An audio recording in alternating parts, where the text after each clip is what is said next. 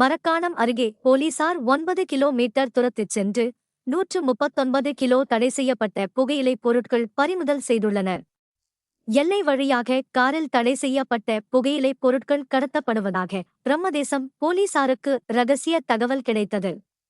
இதையடுத்து sub inspector Anandarasu தலைமையிலான போலீசார் வாகன சோதனையில் ஈடுபட்டனர். அப்போது சந்தேகத்திற்கிடமான காரை நிறுத்த முயன்றபோது டிரைவர் காரை நிறுத்தாமல் மரக்காணம் நோக்கி வேகமாக சென்றதாக கூறப்படுகிறது.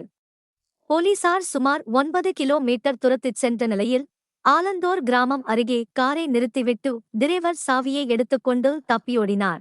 காரில் இருந்த 139 கிலோ தடை செய்யப்பட்ட புகையிலைப் பொருட்கள் மற்றும் கடத்தலுக்கு பயன்படுத்தப்பட்ட டெல்லி பதிவு கார் பறிமுதல் செய்யப்பட்டன. தப்பியோடிய டிரைவரை போலீசார் தேடி வருகின்றனர்.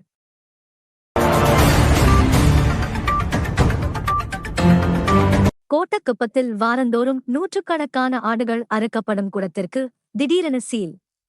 கோட்டக்குப்பம் நகராட்சிக்குட்பட்ட கறிக்கடை சந்தில் உள்ள நகராட்சிக்கு சொந்தமான ஆட்டு இறைச்சி அறுக்கும் கூடத்தில் வார இறுதி நாட்களில் அதிக அளவில் ஆடுகள் அறுக்கப்பட்டு இறைச்சி விற்பனை செய்யப்பட்டு வந்தது.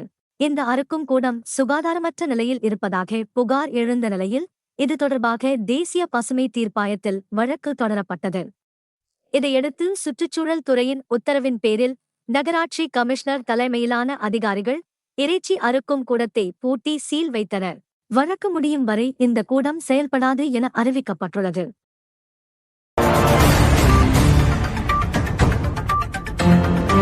செஞ்சி பஸ் நிலையம் அருகே தவறவிட்ட 125 கிராம் வெள்ளி கொலுசு அரை மணி நேரத்தில் மீட்டு ஒப்படைத்த போலீசார். செஞ்சி அடுத்த கன்னலம் கிராமத்தை சேர்ந்த மெக்கானிக் அஜித் தனது குடும்பத்தினருடன் செஞ்சி பஸ் நிலையம் அருகே உள்ள நகைக்கடையில் 125 கிராம் வெள்ளி கொலுசு வாங்கியுள்ளார். பின்னர் குடும்பத்துடன் நடந்து சென்றபோது அந்த கொலுசை வழியில் தவறவிட்டுள்ளனர். இதுகுறித்து உடனடியாக செஞ்சி போலீசாரிடம் புகார் அளிக்கப்பட்டது. சப் இன்ஸ்பெக்டர் வீரமணி மற்றும் தலைமை காவலர் சுரேந்தர் அருகிலுள்ள சிசிடிவி காட்சிகளை ஆய்வு செய்து சாலையில் கிடந்த நகையை ஒருவர் எடுத்துச் சென்றதை கண்டுபிடித்தனர். பின்னர் அவரிடம் இருந்து கொலுசை மீட்டு குடும்பத்தினரிடம் ஒப்படைத்தனர். அரை மணி நேரத்தில் நகையை மீட்ட போலீசாருக்கு குடும்பத்தினர் நன்றி தெரிவித்தனர்.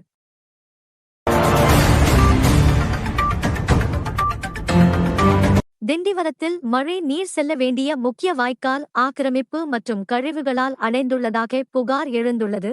திண்டிவனம் ராஜாங்குளத்திற்கு செல்லும் வரத்து வாய்க்கால் பெலாக்குப்பம் சாலையில் அமைந்துள்ளது. ஆரம்பத்தில் பெரிய அளவில் இருந்த இந்த வாய்க்கால் காலப்போக்கில் ஆக்கிரமிப்புகளால் சுருங்கியுள்ளதாக கூறப்படுகிறது.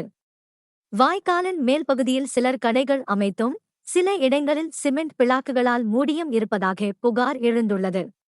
மேலும் தற்போது வாய்க்காலில் பிளாஸ்டிக் பாட்டில்கள் உள்ளிட்ட கழிவுகள் தேங்கி மழை நீர் செல்ல தடை ஏற்பட்டுள்ளதாகவும் தெரிவிக்கப்படுகிறது. இதனால் கழிவு நீர் தேங்கி தொற்று நோய் பரவும் அபாயம் இருப்பதாக பொதுமக்கள் கவலை தெரிவித்துள்ளனர். பெலாக்குப்பம் வாய்க்காலை தூர்வாரி நடவடிக்கை எடுக்க வேண்டும் என கோரிக்கை எழுந்துள்ளது.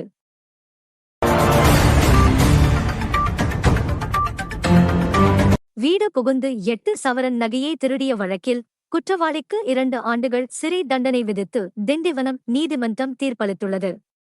திண்டிவனம் பாரதிதாசன் நகரில் வாடகை வீட்டில் வசித்து வந்த மேல்பாக்கத்தைச் சேர்ந்த கலைராஜ் கடந்த செப்டம்பர் 2021 மாதம் குடும்பத்தினருடன் திருவிழாவிற்கு சென்றுள்ளார். அப்போது வீட்டை பூட்டிவிட்டு சென்ற நிலையில் அதிகாலையில் வீட்டிற்குள் புகுந்த மர்ம நபர் பீரோவை உடைத்து அதிலிருந்த 8 சவரன் நகையை திருடிச் சென்றதாக புகார் அளிக்கப்பட்டது. ரோஷனை போலீசார் விசாரணை நடத்தி செல்வராசுவை கைது செய்தனர். இந்த வழக்கை விசாரித்த திண்டிவனம் முதலாவது குற்றவியல் நீதிமன்றம் அவருக்கு 2 ஆண்டுகள் சிறை தண்டனையும் 3000 ரூபாய் அபராதமும் விதித்தது. தீர்ப்பைத் தொடர்ந்து அவர் கடலூர் மத்திய சிறையில் அடைக்கப்பட்டார். மேலும் செய்திகளுக்கு திண்டிவனம் செய்திகள் சேனலை சப்ஸ்கிரைப் பண்ணுங்க.